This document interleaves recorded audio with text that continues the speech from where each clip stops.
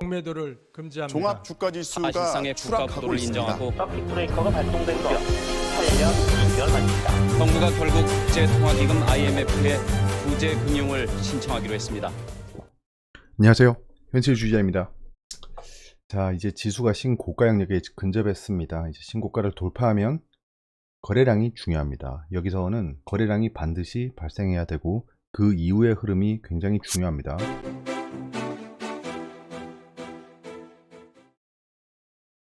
외신입니다. 예, 지금 AMC 그 종목이 밈 주식이라고 했죠. 밈 주식인데 입소문을 타서 굉장히 유명해졌고 굉장히 많은 상승을 이루었습니다.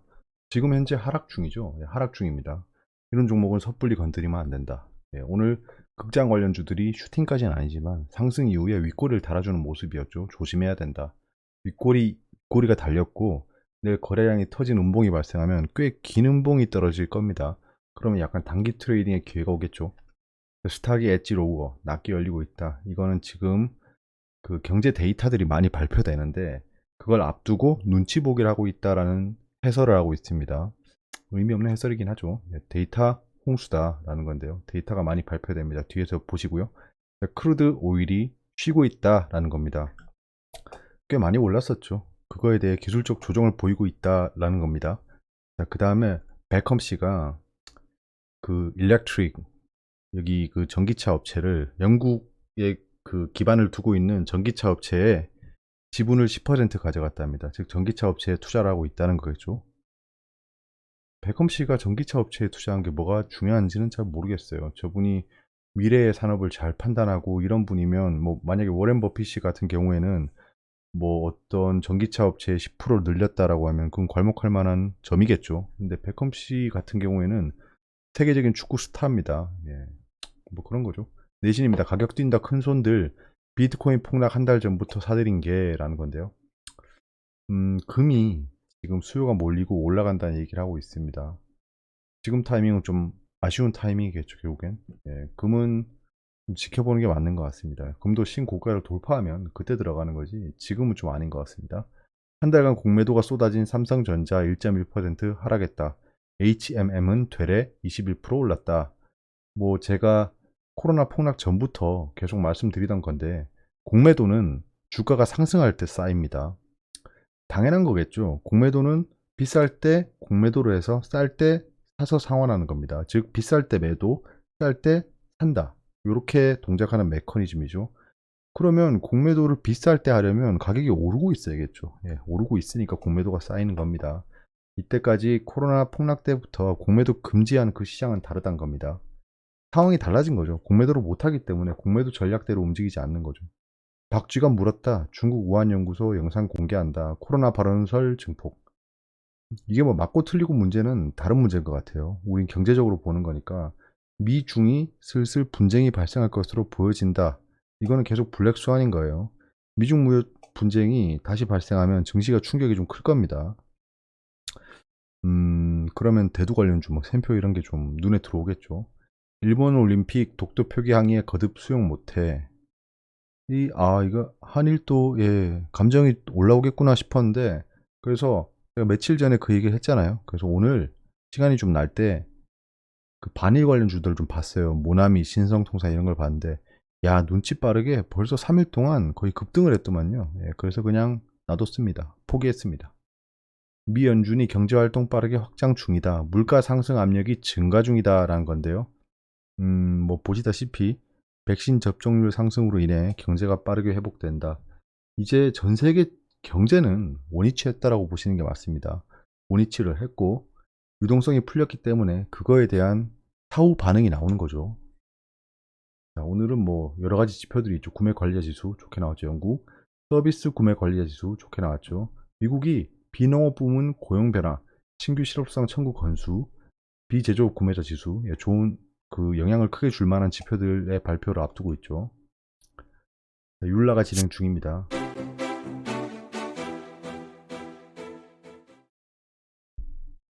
지수가 고점 인근에 도착했습니다. 고점 인근에서는 왜 거래량이 필요하고 중요한가 라는 건데요. 간단하게 오늘은 이 주제만 말하고 방송을 종료하도록 하겠습니다. 근데 코스피 일봉이죠. 지금 보시면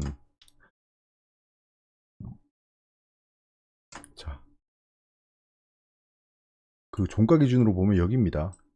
지금 고가 영역에 들어왔죠. 윗꼬리를 보면 지금 비슷하게 와 있습니다. 즉 오늘은 거의 뭐 신고가 인근까지 갔다가 다시 내려왔어요. 거래량은 올라오고 있죠. 예. 어디 갔어? 거래량 올라오고 있죠. 이런 상황이고, 자, 생각이 많아지는 구간이 된 거죠. 신고가에 들어왔다는 겁니다. 돌파를 하느냐 마느냐, 이런 기로에 서 있는 거죠. 그럼 이때가 되면 생각이 다 갈라지겠죠. 돌파를 못하고 떨어지지 않을까? 행보권에 갇히지 않을까? 이게 약간 비약적인 그 추정이 아닙니다. 왜냐하면 박스권은 굉장히 높은 확률로 발생합니다. 이때까지 증시를 봤을 때. 그러니까 신고가 영역을 돌파하면 그대로 우상향이 되는 거고, 거기서 돌파를 못하면 그냥 박스권에 갇히는 거예요. 그러면 그때부터 매수세가 실종되겠죠. 그럼 거래량이 떨어지면서 증시가 부정을 보인다. 그 반면 이제 신고가를 다시 달리겠구나. 계속 이렇게 첨예하게 대립하고 있는 거죠. 상승론자랑 폭락론자가 계속해서 싸우고 있었는데, 한동안 폭락론자가 득세를 하다가 최근에 상승론자들이 득세를 하기 시작했죠. 바꿔 말하면 상승론자는 매수를 해놓고 기다리는 애들입니다. 증시에 아무런 도움이 안 되는 애들이에요. 그 반면 폭락론자는 증시에 관심이 있음에도 불구하고 하락한다라고 하고 있는 걸 보면 주식을 안 가지고 있겠죠. 그러니까 폭락론자가 많다는 건 주식을 매수할 수 있는 대기 매수세가 많다는 겁니다. 그래서 언론이나 게시판이나 주변 사람들이 주식 그 폭락하는 거 아니야, 이제 폭락할 때 됐어 라고 얘기하는 사람이 많다는 건 사고 싶다는 사람이 많다는 겁니다. 신고가 돌파의 의미를 다시 생각해 봐야 됩니다. 신고가를 돌파한다는 건 매물대를 완전히 해소한다는 겁니다. 다시 설명드리면 매물대가 뭐냐? 물린 사람들입니다. 신고가, 역사적으로 신고가입니다. 이때까지 증시의 역사 중에 가장 높은 가격이다라는 겁니다.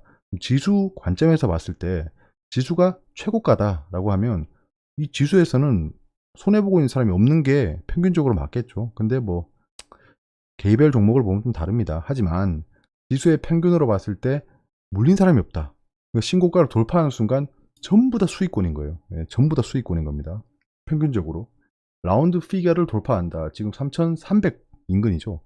이 신고가를 돌파해서 3,300을 돌파하면 그때부터는 완전히 새로운 게임이 시작되는 겁니다. 이때까지 물린 사람이 없고 그냥 지수가 0부터 시작한다고 보시면 돼요. 0에서 시작하는 거죠. 다 수익이고 대기 매수세들이 들어오기 시작할 겁니다. 이제 더 올라가려나 보다. 이런저런 악재랑 호재가 없는데도 신고가를 돌파한 걸 보니 더 가려나 보다. 이런 생각을 하겠죠. 신고가 돌파 자체는 곧 추세 지속을 의미합니다. 진짜 급한 상승이 나올 거예요. 신고가 돌파가 확정이 되면. 근데 신고가 돌파를 하는 척 하면서 떨어지는 경우도 있죠. 오늘 종가쯤의 움직임이 그랬습니다. 거래량이 조금씩 올라가면서 음봉이 길게 떨어지기 시작했죠. 추세 트레이딩에 들어간 애들이 생각이 바뀌기 시작했던 겁니다. 실패를 하면 횡보권에 진입하겠죠. 횡보. 지금 신고가 돌파를 실패하면 이때까지 이어오던 횡보권이 지속이 되는 겁니다. 그럼 지리해지겠죠.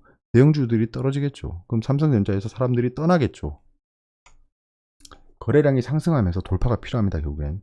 거기에 물려있는 애들이 다 해소가 돼야 되고요. 새로운 애들이 들어와야 됩니다.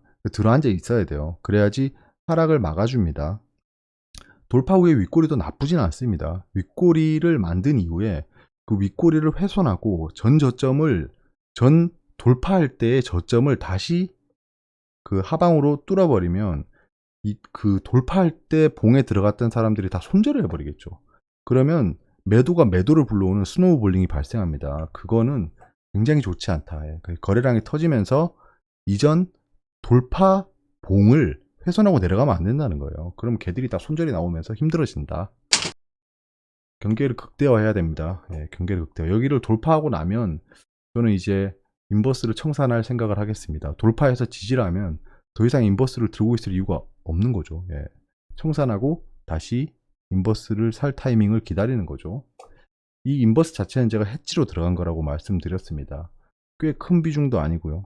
하락했을 때 그냥 약간 방어수단, 복권으로 가지고 있었던 거예요. 신고가를 돌파한다는 건 얘기가 다른 거죠.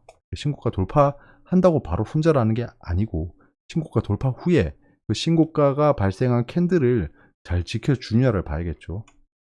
시장은 지속 상승 가능하다고, 이건 제가 한 2년째 말씀드리고 있네요. 이제 2년째 2년째 말씀드리고 이때까지 제가 시장이 망해서 꼬꾸라질 거다라고 말씀드린 적은 한 번도 없는 것 같아요. 계속 이 스탠스를 지키면서 고점까지 한번 기다려 보겠습니다.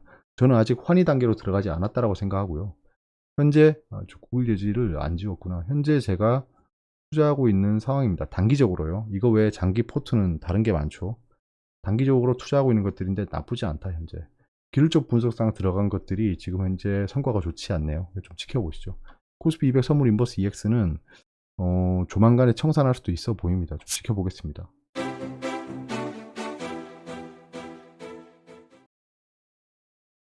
자, 오늘 중요한 흐름은 딱 한 가지죠. 네, 이때였습니다. 이때였죠. 여기서부터 여기까지 하락 추세가 바로 형성돼 버리죠. 네. 계속 올라가면서 마치 뭐 신고가를 돌파할 것처럼 막 움직였는데 깨지고 나니까 거래량이 올라가면서 개인 투자자가 팔기 시작하죠. 개인 투자자는 지금 신고가를 돌파를 못한다라고 생각하고 있습니다. 근데 여기서 끝나고 나서 이 금융 투자가 계속 사고 있죠. 외국인이랑 사고 있는 모습은 밑에 걸어놓은 거예요. 예, 밑에 삼성전자도 밑에 호가에 걸어놓고 받았겠죠. 예, 그럼 여기 공매도를 막아놓고 약간 이런 식으로 공매도 전략을 그렇게 수행하고 있을 겁니다. 신고가 영역에서는. 그러면서 하락을 불러오다가 다시 이렇게 돌파해버리고 하락을 쭉 불러오다가 약간 페이크 주고 이렇게 올려버리고 개인 투자자가 못 따라가게 흐름을 만들어버립니다. 이번에 신고가를 달리게 되면 대형주들이 어떻게 움직이는지 한번 보세요. 제가 이렇게 그린 대로 움직입니다. 즉 이렇게 떨어지면서 그 공포감을 줍니다. 그러다가 갭 상승하더니 이렇게 올라버립니다. 그러면 여기서 손절한 애들은 갑자기 놀랍니다. 뭐야? 쭉 올라가다가 5일선 타고 올라가요. 5일선 타고 올라가다가 5일선 깨고 훅 떨어집니다. 21선 가요. 21선 가다가 한 번 더 떨어지고 그 다음에 약간 여기서 지지하다가 다시 한 번에 훅 올려버립니다. 이렇게 못 따라와요. 요때 매수를 못 해버립니다. 그래서 신고가를 달릴 때 대형주는 프로그램 매수가 터지면서 롱바디 양봉이 발생하면 따라 붙는 게 맞습니다. 단기적으로요. 단기적으로. 그렇고 지금 미수금이 살짝 올라가고 있습니다. 의미는 없어 보입니다. 현재. 예, 이제 신고가가 지속되면 미수금이 올라가지 않을 겁니다. 현재 미증시는 나스닥이 그 경제 지표 발표를 앞두고 눈치를 보고 있는 상황입니다. 구리는 좀 크게 떨어지고 있고요. 기술적 조정이라고 보이긴 하지만 저만큼 크게 떨어지는 건 조금 경계할 만합니다. 원자재들이 떨어지고 있다. 금이 떨어진다는 건 지금 위험 자산에 대한 선호도가 올라가고 있다는 거겠죠. 궁금한 게 있으면 댓글로 말씀해 주시고요. 여기까지입니다. 좋은 밤 되시고요. 이제 금요일입니다. 붉은 보내시고 주말도 잘 보내세요. 감사합니다.